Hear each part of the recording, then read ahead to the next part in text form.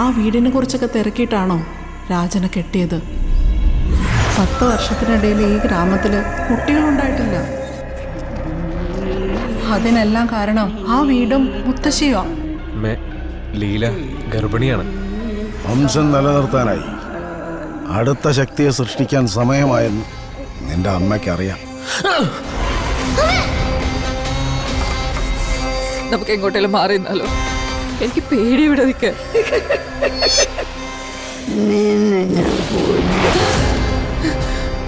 നീ അറിയാത്ത നിന്റെ അമ്മയ്ക്ക് വലിയൊരു ചരിത്രം തന്നെയുണ്ട്.